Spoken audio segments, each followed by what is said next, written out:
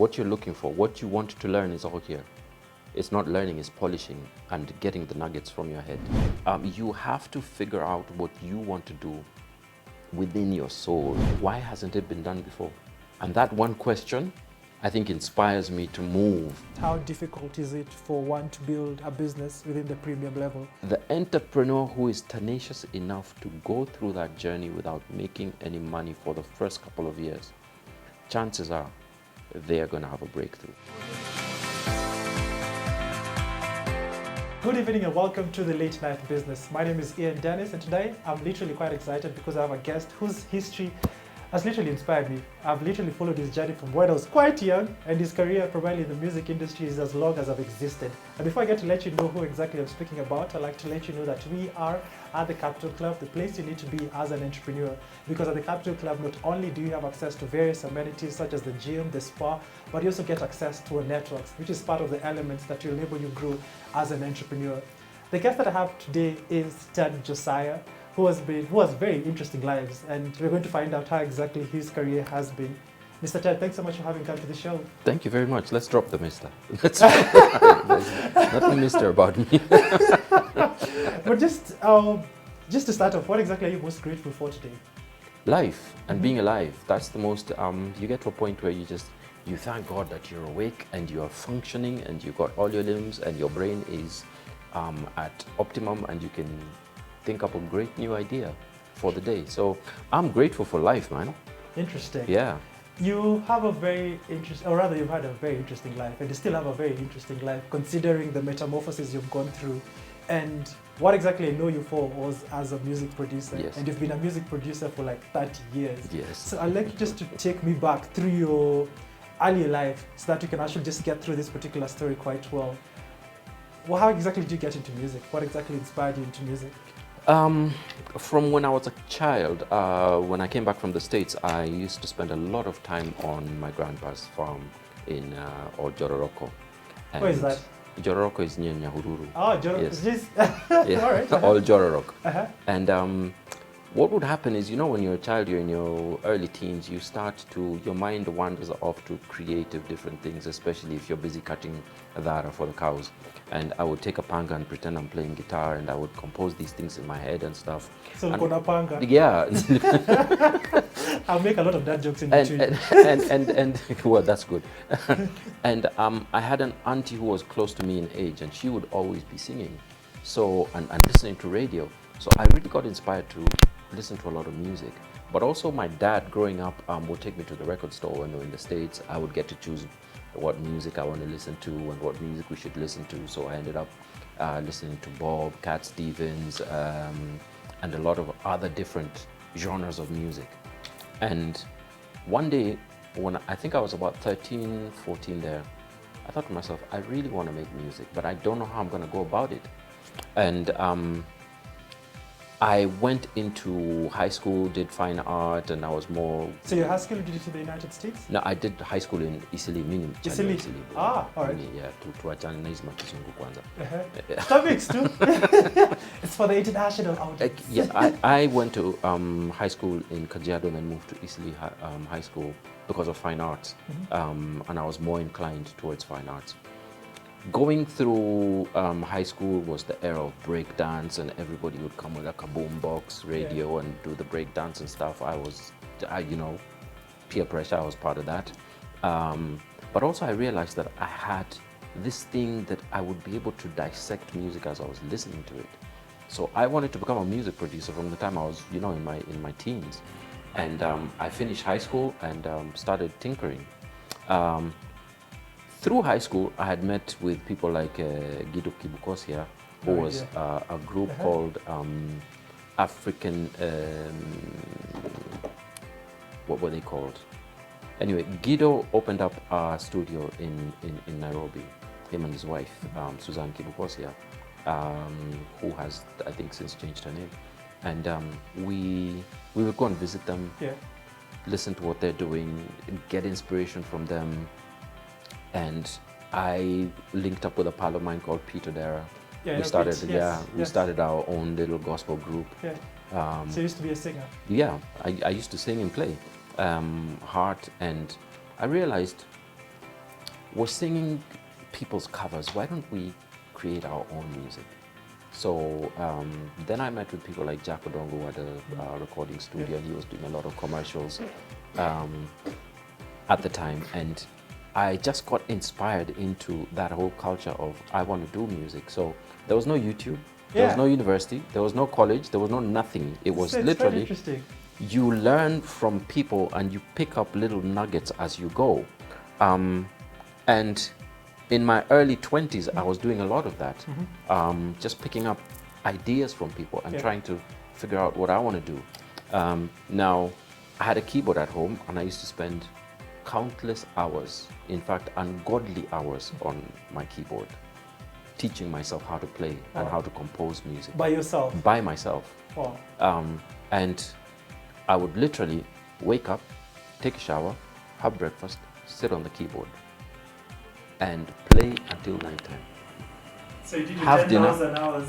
Go to bed, wake up, routine, same thing, over and over and over, until it just became inculcated in me. I could make music with my eyes closed. Back in 1994, my big break came. Was it? Yeah, December 1993. Jimmy Gado comes to me. He knows that I can compose music with my eyes closed, and I've got this little setup where I can make music. And he says, Ted, there's a commercial that's being done. Can you just carry your contraptions? I had like a keyboard, a Great Wall TV for a monitor, and a Atari. Oh, Great Wall was also a monitor? Yes, it was, well, the black and white? I figured out it was a monitor. I remember the Great Wall. I was like... Yeah, you had to be part tech geek and part music geek in that time. So I had an Atari 1040 ST computer that could save up to a whooping 700 MB. Wow. Full stop. End of story. No UPSs, no nothing. Yeah. If power went in the middle of composition, I hope you crammed the idea. Yes. So we go into the studio, we record this commercial for Salama Condoms in Tanzania.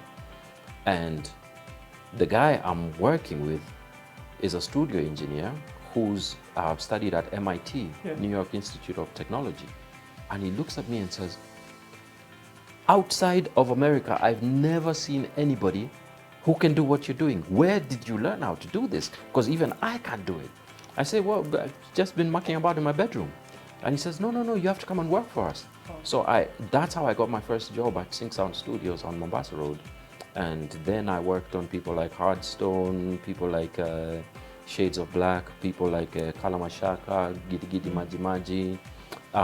The studio owner was Nazizi's uncle, so I met with Nazizi, literally as a just do a song for her so she gets out of my hair kind of thing. And you know, the rest is history. So I stumbled into my calling in the music industry like that. And the interesting part about it also is that I felt like I had a calling to open up the doors for other young people who were very gifted as musicians and artists who were not being heard. Because at the time, man, if you were doing urban music, there's no YouTube, there's nothing. Yeah. And literally all we had was a space on VOK, the Voice of Kenya, General Service, Monday morning between 8 a.m. to 9 a.m. That's the only time that our kind of music would be played. Wow. Which is like everybody's at work or in a matatu going to... So you listen to yourselves. Literally. But that's how it grew. Yeah. That's how it grew. And thankfully then the FM stations opened up, and as soon as the FM stations opened up, we had some music to play. So because we were literally the first in line, a lot of doors started to open up for us. I did music for, I think, too long when I look back. Before even I get to the transition from music, there's something quite interesting that I'm getting out of you. Like, you literally put in the work and the hours towards learning at a time whereby there's no technology, it's not as easy. What are some of the lessons primarily you can share to this particular generation? Because I know we're in an era whereby it's a microwave era, whereby you see something, tomorrow you want to do it, but for you put in the hours. Just what are some of the lessons that maybe looking back you can actually recount and probably share out of your experience to become a self-taught music producer? It's all here. What you're looking for, what you want to learn is all here. It's not learning, it's polishing and getting the nuggets from your head. Don't think that you're going to watch a guy open up a barber shop and then and he shows you this is how to open up a barber shop and you're going to go open up a barber shop. You have to figure out what you want to do within your soul, within your being, within your essence, and then try as much as possible to polish your skill. You know, it's everybody thinks about is it the javelin guy who went and watched YouTube and saw, oh, this is how, go and, oh, wow, so this is how we can do it. No, it doesn't always work like that. There are certain things that it has never been done before. It has never been done before, so you're not going to learn it anywhere. And when it's never been done before, it's up to you to figure out. And the figuring out means that you're going to spend a heck of a lot of time in dark dungeons and dark rooms trying to figure yourself out and your purpose out. And your purpose then becomes your career and it becomes that craft, you know. I don't think this is taught enough in schools. We are taught so if you want to be a business person, these are the ABCs, but there's a heck of a lot more to business than the ABCs that people are taught in university. Because if that was the case, then everybody who's got a degree in business should be a billionaire. But not everybody who's got a degree in business is a billionaire. But also when you look at other fields, it's the people who have the passion. Nobody teaches you how to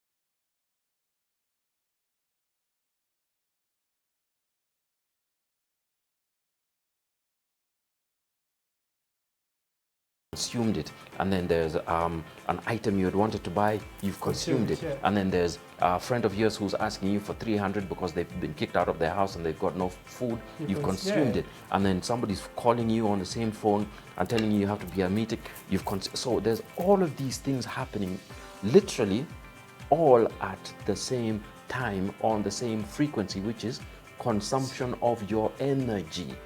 What do you need to do? Because your mind is also, in fact, your mind is the one thing that consumes the most energy out of your body. People, because you don't see it and you think, well, I only get tired when I'm in the gym. No, you're actually also, being mentally tired means you can't learn anything at all. When you're mentally drained, you know, when you're in that space where I just need to switch my phone off and go to a quiet place. It's because your head is telling you, dude, no more. How do you learn at that point?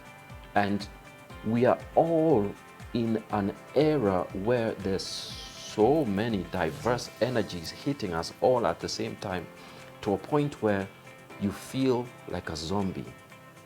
There's no purpose you will find when you're in zombie mode. There's no direction you'll find in life when you're in zombie mode. You need to switch off. Wow. And speaking about switching off, you had what's it called? So you found your purpose in music, you explored music, you've been at it for close to 30 years. How did you decide now to switch off? Why did you decide now to, switch off that particular energy and now move into another particular field? How did that come about? You know, as a child, how you have different ideas in your head that you want to explore. You want to be a pilot, and then you want to be an astronaut, then you want to be a sous chef, then you want to be a DJ, I wanted to be in fashion. So that's probably what you wanted to be before? Yes, I used to sketch a lot. Actually, I was in art school, I was one of the top students. So what happened for me was the transition was pretty easy. I realized that music wasn't the only thing I wanted to do. I'm a creative, so you give me a piece of clay, I will start to do something creative with it. You give me a guitar, I'll do the same thing. If you give me a piece of leather, I'll do the same thing. And I've always had that spirit of, why hasn't it been done before? And that one question, I think, inspires me to move So that's your towards, question. towards a direction. If it hasn't been done before, then why hasn't it been done before? And when people start giving you flimsy reasons why it hasn't been done before, you think to yourself, no, let's do it. Let's just do it. What's the worst that can happen? We'll fail at it? Yeah, great. Then we'll realize that it can't be done, or I can't do it. Just because I can't do it doesn't mean the next person can't do it, you know? So my transition into fashion moved from actually music to animation and film, to training people in animation and film and television production, into I'm tired of traveling, because when I left Kenya in 2007, I ended up in the UK. I was trained at a place called Steel Drum Studios, doing film and animation. And then I ended up as a trainer, and I ended up then traveling between South Africa, West Africa, Europe, East Africa, consistently being sent by the company I was working for to train other people. And at one point I thought to myself, I'm tired. I can't keep doing this. You know, you're living out of a suitcase. Yeah, you're getting paid a lot of money, but you're living out of a suitcase, you know? And I came back home and said, okay, I want to figure out how to fuse fashion and music. And the first company flopped horribly. One, because of, I think, actually it was just down to branding. The record label? Yes, it was called Swar and B. Yes, now, Swahili R&B. Exactly. Well, you can say it, Yes. but most people would say Swarab. What is Swarab? You know, and I'd get so irritated, like, you're not saying it right. You're not getting my vision. Yeah, exactly. And then after a couple of years, I realized, dude, actually, you're the one who's wrong. You're trying to force something down people's throats that they don't want. True. They don't want it, so just walk away from it. Now, the advantage is I had learned that there's a lot that goes into branding your name. True. And also I had learned that you can access leather here. There's this gap in apparel. There's this gap in apparel. Social media is working like this, and nobody's seeing all of these things that are readily available, and they are the future. This was back in 2014, 2015. Now, people were only just getting into social media at that time, despite the fact that it had been there for a couple of years. But I was seeing that social media is actually a tool that you can use to create something. True. And convince people that it's something tangible. So what happened was that transition from Swar and B into Joka Jok just happened when I realized that I'm actually tired of doing music. And I don't want to do music anymore. I want to create a brand, and that brand has nothing to do with music. It will use music, and it will support music. It will support the arts, but as grants to musicians and people like that, not as something that, oh, this video has been brought to you by Jock. No. I just said, focus on this thing that you want to do, and I wanted to do bags. Wow. Yeah. What's triggered that, bags? Because I know fashion is quite broad. What triggered bags? What triggered bags was I was in a relationship with my late wife, and at the time we had thought t-shirts aren't quite the thing, and leather jackets are kind of hard to do. And she had said, I'd really like to do bags. Just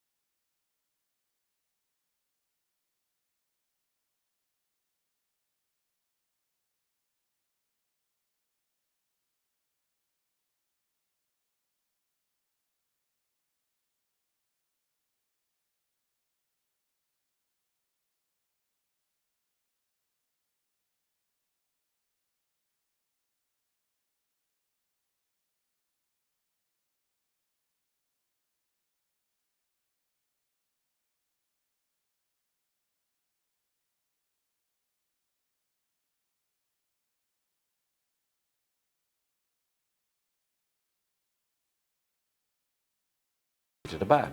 And I thought, you know what? I'm going to use social media to market this, because at the time, I had all these social media numbers, and I was thinking to myself, if I've got 30,000 people on social media following me, and I just take 1% of 30,000, and 1%, just 1% believe in the dream, not all of them, just 1%, that's 3,000 people. Hold on a minute. Even if it's 300 people, even if it's 30 people, and I sell bags every single month, I sell bags at an average of 20,000 per bag. How much money is that? I thought, let's rock and roll with this. So before we rock and roll, we're going to take a short commercial break. It's very interesting how exactly the journey has literally morphed over that particular period. So on the pause of Joker, we're going to come back after the break and find out how exactly that particular math was it adding. See you after the break.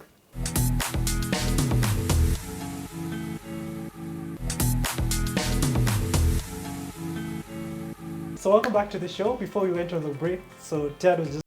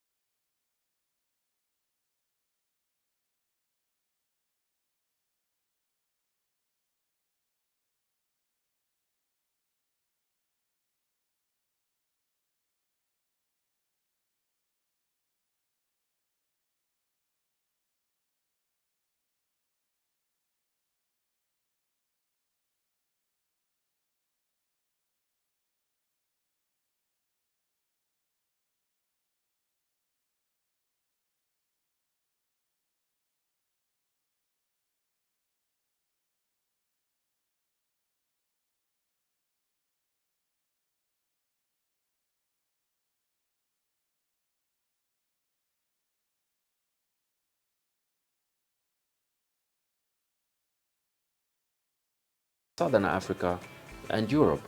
I had actually met people who are well-traveled, well-versed in life, and you know, they've been around, and they don't want to buy an Italian designer brand. They want to buy something that's African, but they don't want to buy it from Maasai market. They want to buy something that is actually hand done and bespoke. I thought, what are the numbers? Let's do the math. The one percenters in Kenya, and the one percenters in Nigeria, and the one percenters in London, and the one percenters in South Africa, all these one percenters, they actually control a heck of a lot of money. Let's target them. And everybody told me, this is a very bad business plan. It is not going to work. Look, you only sold 3 bags. Give up. I said, no, I'm not giving up. I'm just going to keep on doing it. So what I did was I started to consult with the social media family. And by this time, it had grown to 100 and something thousand. And I asked a couple of ladies, because I'm doing ladies' bags and I'm a guy, you know, wrong gender, doing wrong thing. And they say, well, your travel bag is really nice, but we don't travel all the time. Give us a day-to-day functional bag. A bag that we can carry to work, we can carry to church, we can, you know, just functional day bag. And yeah, I thought to myself, so I asked the question, what's the price range that you would be willing to play at? And they said, anything about 10,000 that's made out of leather, that's a lady's bag, I think we can work with that. So the second bag we did was the Wendo tote bag. The Wendo tote bag to date has become our highest selling bag. One, because I did market research. Without knowing that I'm doing market research, I just went back to my Instagram family and was like, hey, help. And 2, because of the pricing and the functionality. And 3, because of the narrative. Wendo is also my daughter's name. So a lot of people bought the bag because of watching Jay as she went through her, you know, growth story and journey, but also because of believing that something good can come out of a bad situation, and that there's hope through every dark story. So that became one of our, it still is one of our highest selling bags. Um,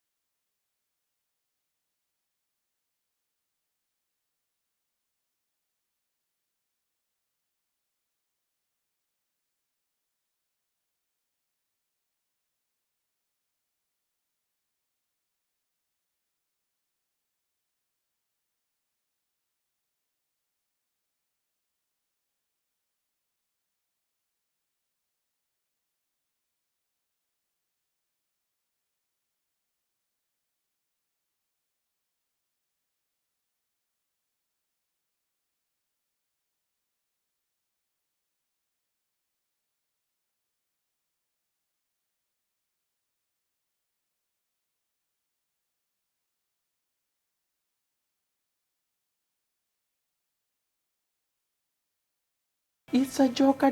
Wow, and that has become our hashtag. Oh. It's a joke. Because of key touch points, moving people at the place of their want and need. And I hope if she's watching this show, we actually need to give you a new bag. Interesting. Yeah. So when I was writing my book, I think I was doing a chapter around through the dirt. And primarily, I think when I was just doing the opening sequence, I came across your post. And primarily, you're saying that, let me just try to get it. Like, I see so many entrepreneurs, business leaders, hustlers live, comment on people's posts and analyze it.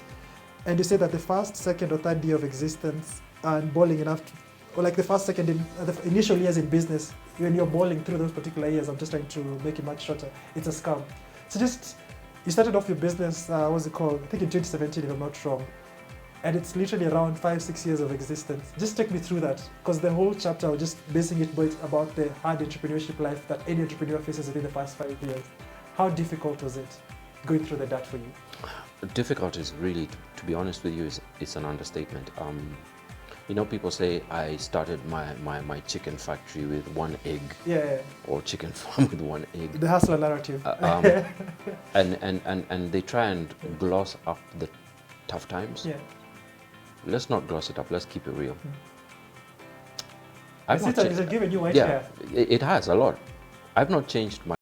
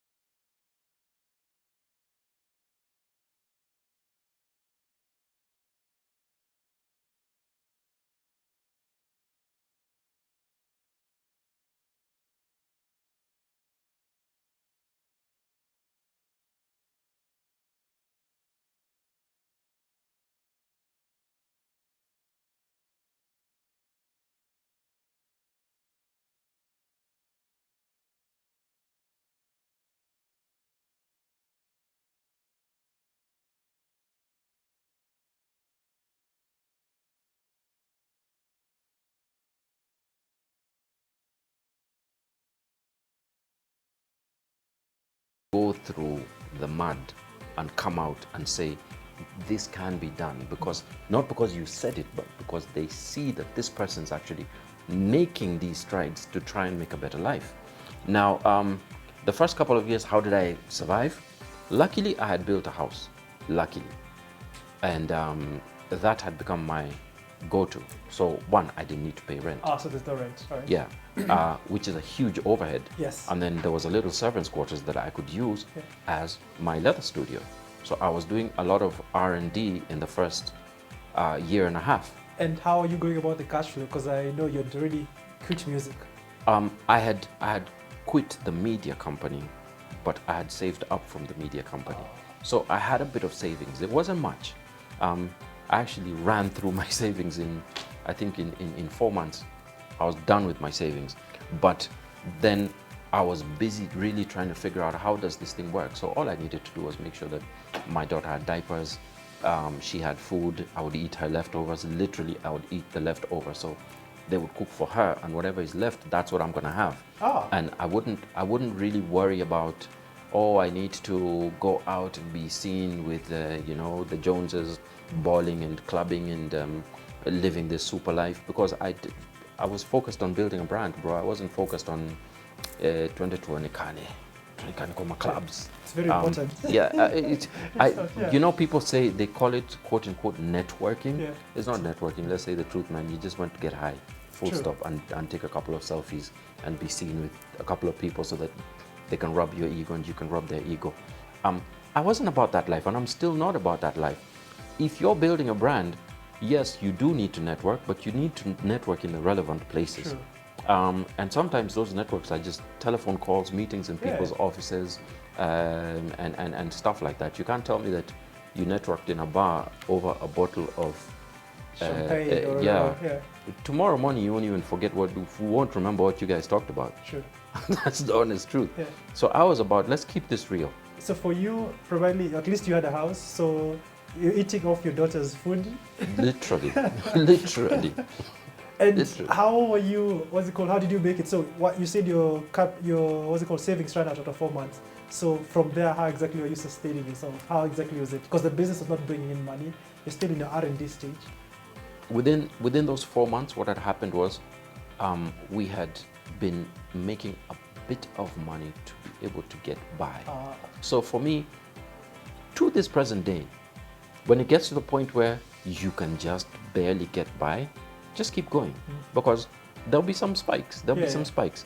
And 4 months we did the window tote bag. The window tote bag started to pick momentum, and other bags started coming in. And I had a very, very brilliant leather studio manager who used to tell me, as long as we have leather stock and accessories, we can see tomorrow. Don't worry too much about salaries. Worry about having stock of item. Okay? So that became my mantra. Let's really focus on making sure that we never run out of stock, and we just keep making and watching and monitoring the market. Keep making and watching and monitoring the market. And then my website design team were like, we need to make sure that we are ticking all the boxes and making sure that we're visible and stuff like that. And our social media, through this present day, we push social media very, very, very, very, very hard. So what happens is you have spikes of sales that give you profits, and the profits aren't so that you go and buy a kamogoda. Yeah. Not Bogunda. No, it's so that you can ride the wave, because business is like a wave. Yes. There are times where you're going to have to ride that surf really hard, and there are times when it dips and it goes down, and then you have to climb back on your surfboard and go back into the waves. And all of those times sometimes can be hard. If you hadn't saved up financially, if you hadn't had a plan for, okay, I know this is just a wave and it's going to dip at this point, so I better plan myself for the next couple of months. True. And make sure that I stock up.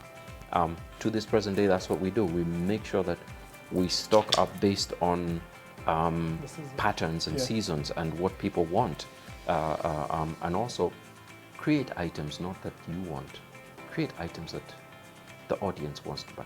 Interesting. Why did you decide, because you're in the premium, you've created a brand that's premium, why did you decide that and not mass, and how difficult is it for one to build a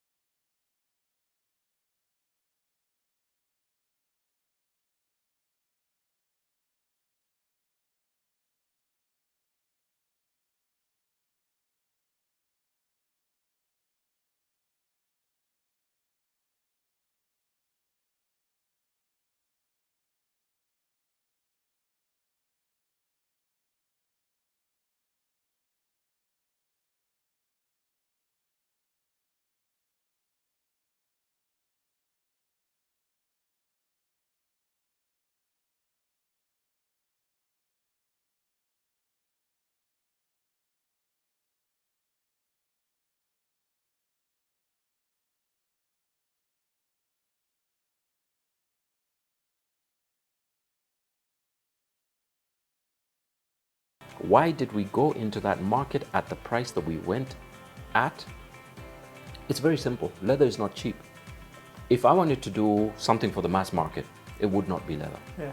I'd have to go with resin. I'd have to go with, and we don't make any resin in Kenya, so I would have to import all my raw material from China, which is something I didn't want to do. For me, the story of from the farmer benefiting, so the farmer sells his hide to the tanners, and the tanners tan the hide and sell the hides to us, and then we use the designers, and we use our cutters and our stitchers and all of that. That chain is very, very important for me, because what happens is it means that we're giving jobs to so many people, and we're giving opportunities to so many people.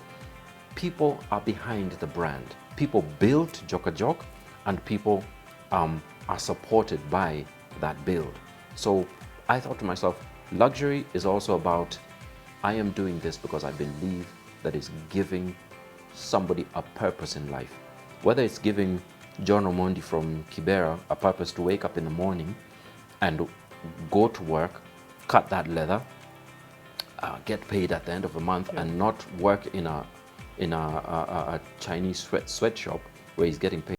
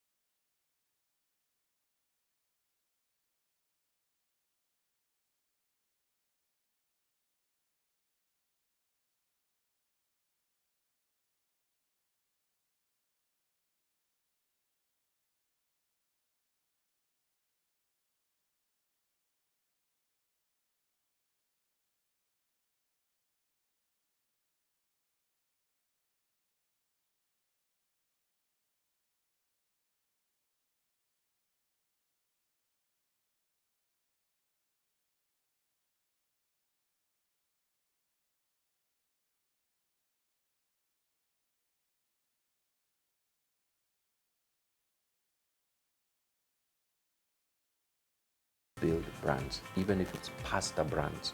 Let's build brands, and then we're going to flood the whole world with our pasta, with our clothes, with our lifestyles. Now everybody has an Italian something or wants an Italian something. Why doesn't everybody want an African brand?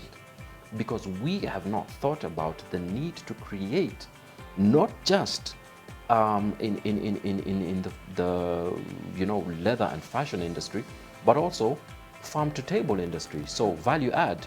The other company that we work with and that I own part of is Thaya Coffee. Thaya Coffee is a farm to table story. My business partner Kathy, they have a farm, and what they're doing is, instead of just farming the coffee and selling it to the local coffee millers and making measly money, like the macadamia story, which is a story for another day, they've decided, let's value add. After 4 generations of not really making profits, let's take our own coffee, package it, and resell it. Now you're guaranteed that you know where the coffee is from, and it's not D-grade coffee.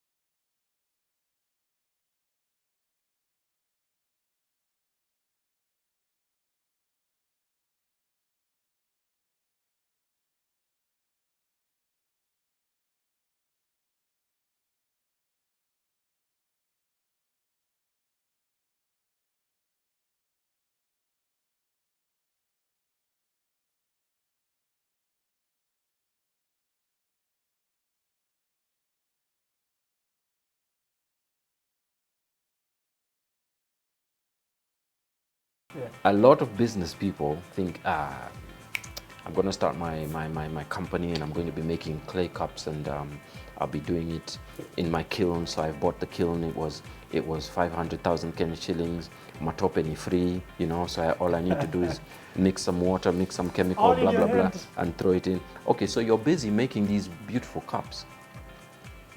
Great, and you're really passionate about them. Who's seeing them? You don't have a marketing plan. You're not doing any social media presence. You're not doing any media presence. Yeah. You have no outlet. Yeah. You are not speaking to clients. You're not driving the products. You're not doing sales and marketing. Yeah. All you're doing is production. You need to look at your brand in totality. True. Raw material. How do you source your raw material? How do you get your production team right? Where are you going to be sitting in this whole big spectrum? Who is in charge of your retail? How are you going to manage your retail? Who's in charge of your marketing? How do you want to manage your marketing? Yeah. Who's in charge of your branding? And number 5, brand. Don't call your brand Swaran B or Swarab the way I did with my first brand. Make sure it's something that people can pronounce and latch onto and relate to. Wow. Joke a joke, when you say it, it's really simple, even for a Scratchy. white guy to say. Exactly. Jack. Exactly. Well, yeah. And for me, I learned that very late. Wow. You know, I think Swaran B would have done a lot better if it had a better name. But hey, It is what it is.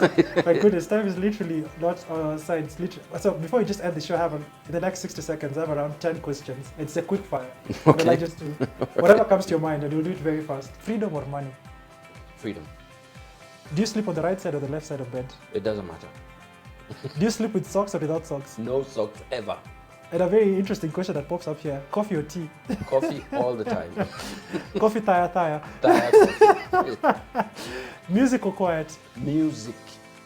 Go to a concert or a sporting event? Concert. What's your latest search on Google? I don't use Google much. All right. Can you do a funny impression of someone?